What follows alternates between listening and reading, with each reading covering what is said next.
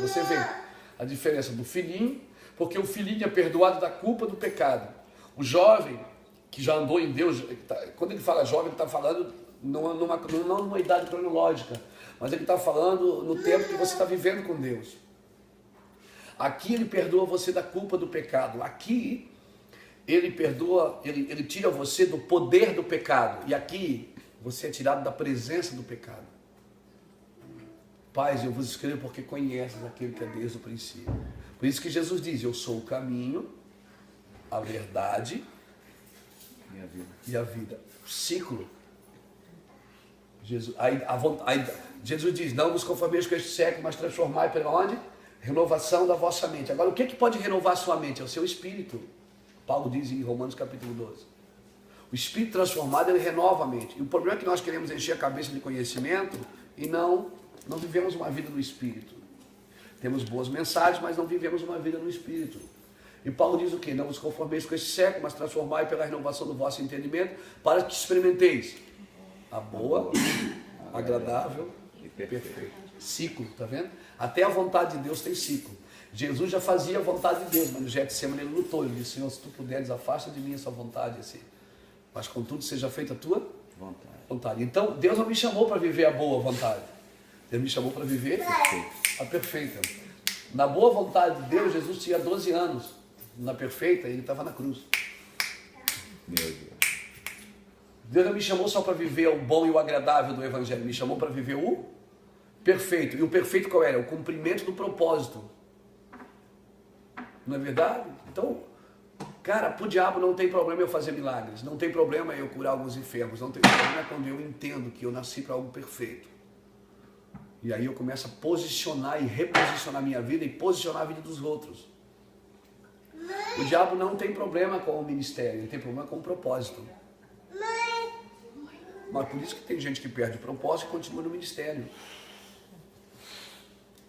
Mas perdeu o propósito. Nós precisamos resgatar o que se havia perdido. Olha, quando você lê isso aqui na Bíblia, não dá vontade de perguntar, meu Deus, mas o que é isso que Deus está falando aqui? O escritor de Hebreus diz o quê? No capítulo 5, versículo 11, o escritor de Hebreus diz assim, a esse respeito temos muito que dizer, mas de difícil interpretação. Porque vos tornastes tardio em ouvir. Capítulo 5, versículo 11. Versículo 12 agora. Com efeito, devendo já ser mestres, por causa do tempo decorrido, ainda necessitais de Alguém. ainda necessitais de que se vos torne a ensinar os princípios elementares dos oráculos de Deus, e vos haveis feito tais que necessitais de leite e não de alimento sólido. Ora, todo aquele que ainda se alimenta de leite não está experimentado na palavra da justiça. Está na sua Bíblia assim? Tá, porque é criança. Porque é criança. Você está entendendo?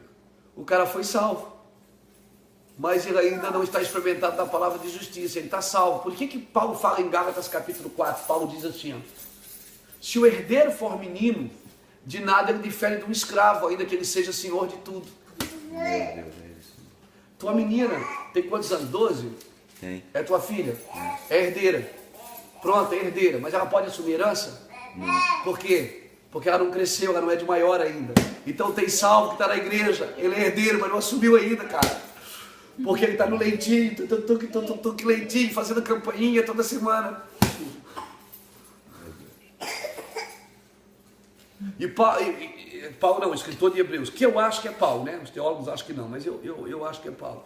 Mas amém. Porque é criança. Agora, olha o que Paulo diz aqui, ó, o escritor diz aqui, ó. Mas o alimento sólido é para os adultos, para aqueles que pela prática têm as faculdades exercidas para discernir tanto bem Quanto mal. como mal. Agora olha o que ele diz no capítulo 6. Pelo que deixamos os ensinos elementares da doutrina de Cristo.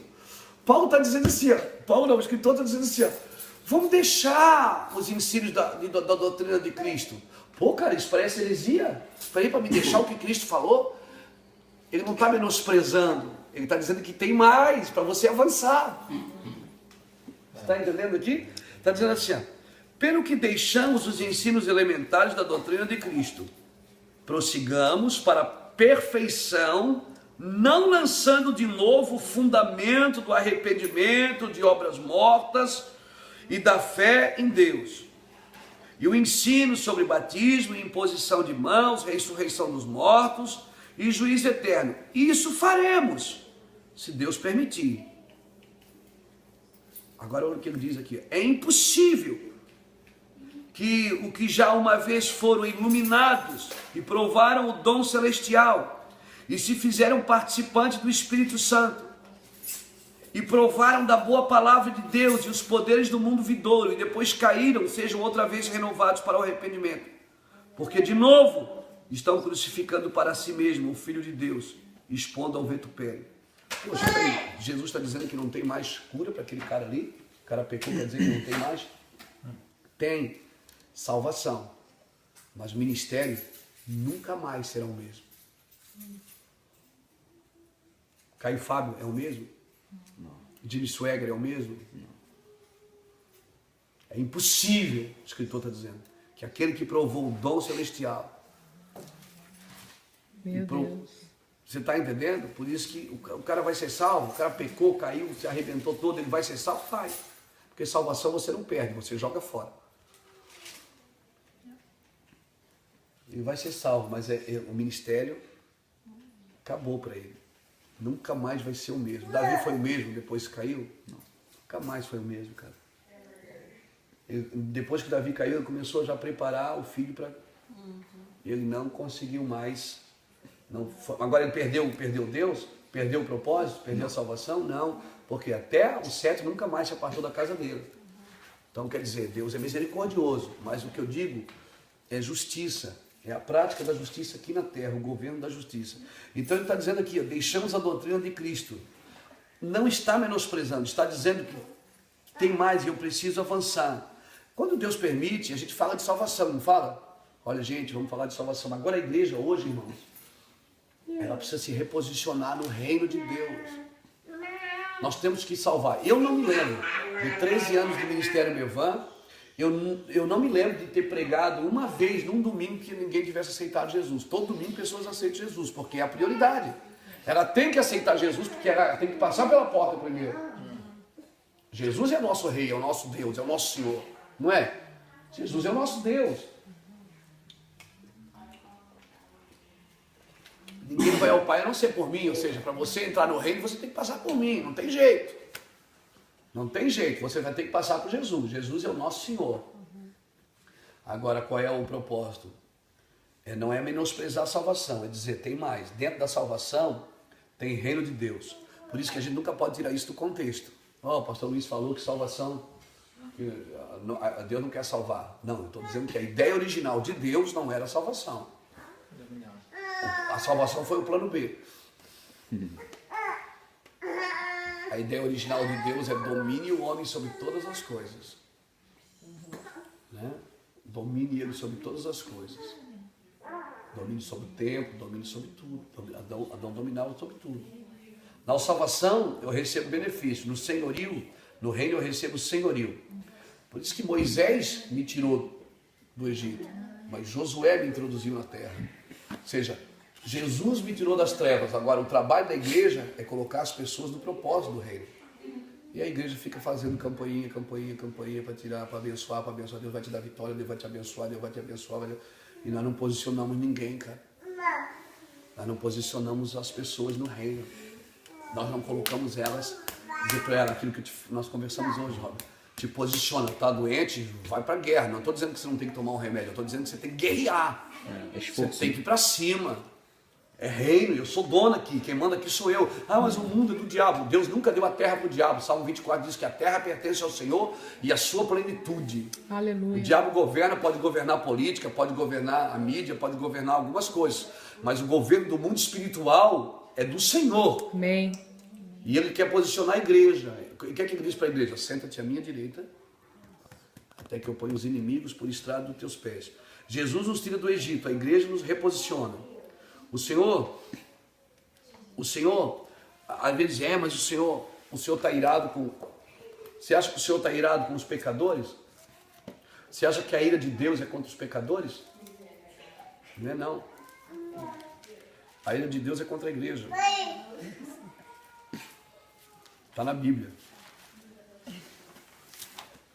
Romanos capítulo 1 diz assim,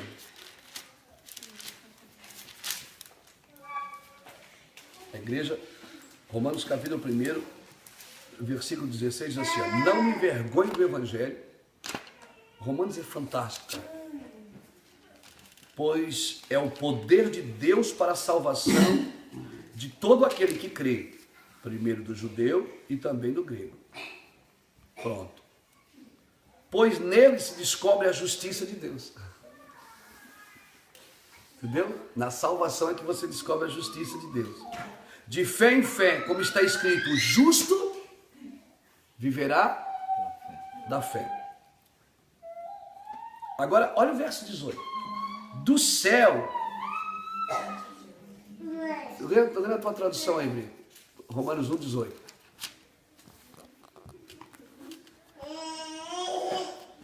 Romanos 1, 18, né?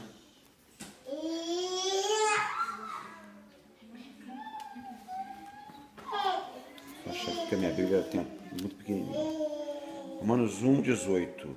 A ira de Deus só revela do céu contra toda a capacidade e perversão dos homens que derem,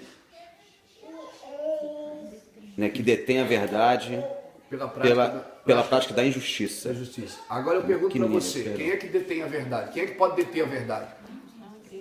Quem tem a verdade. Claro. E quem é que tem a verdade? O Senhor. A igreja. Ele deu para a igreja. Então ele diz assim, do céu se manifesta a ira de Deus pelos filhos da impiedade que detêm a verdade pela prática da injustiça. Aí você vai lendo ali, no continuação você lendo, aí você começa a ver a prática do homossexualismo, por que Deus entregou as paixões. Por quê? Porque a igreja não se posiciona, cara. A igreja não tem que ir para a rua fazer passeata contra gay. Me mostra hoje no Brasil ou nos Estados Unidos 20 igrejas que são capazes de cuidar de homossexuais. É verdade. Então a nossa luta, a nossa guerra, a ira de Deus, por que Jesus chegou em Jerusalém? Leu, quando Jesus chega em Jerusalém, o primeiro lugar que ele vai é onde? No templo. O que é que ele faz no templo? Ele expulsa os mercadores. Mateus capítulo 21, abre para nós. Mateus capítulo 21. Então a ira de Deus é contra quem detém a verdade. Você não tem, você tem uma verdade, Pedro. Você não tem uma verdade. Por isso que Deus não leva em conta o tempo da ignorância. Porque eu não sei. Agora eu já sei. Por isso que Jesus disse, se eu não tivesse vindo e não vos tivesse falado, vocês não teriam pecado. Mas agora já não há desculpa para o seu pecado. Agora eu sei. Entendeu? Eu sei. Eu sei que Jesus quer de mim. Por que eu vou fazer outra coisa? Manipulação, cara. Controle de pessoas. Domínio. E isso não é reino. Lê para nós Mateus 21. 21 primeiro? Pode ser. Quando se aproximaram de Jerusalém e chegaram a Betfagé, ao Monte das Oliveiras, enviou Jesus 2 discípulos, dizendo: Ide à aldeia que aí está diante de vós, e logo achareis presa uma jumenta, e com ela um jumentinho. Desprendei-a e trazei-nos. E se alguém vos disser alguma coisa, respondei-lhe que o Senhor precisa deles, e logo os enviará. Ora, isto aconteceu para que se cumprir o que foi dito por intermédio do profeta. Dizei à filha de Sião: Eis aí te vem o teu rei, humilde, montado em jumento, num jumentinho, cria de animal de carga. Indo os discípulos e tendo feito como Jesus lhe ordenara, trouxeram a jumenta e o jumentinho. Então puseram em cima deles as suas vestes, e sobre elas Jesus montou. E a maior... Vamos ler o 12 aqui. Lê o 12. Tendo Jesus entrado no templo, expulsou todos os que ali vendiam e compravam. Também derribou as mesas dos cambistas e as cadeiras dos que vendiam pombas. E disse-lhes: está escrito: a minha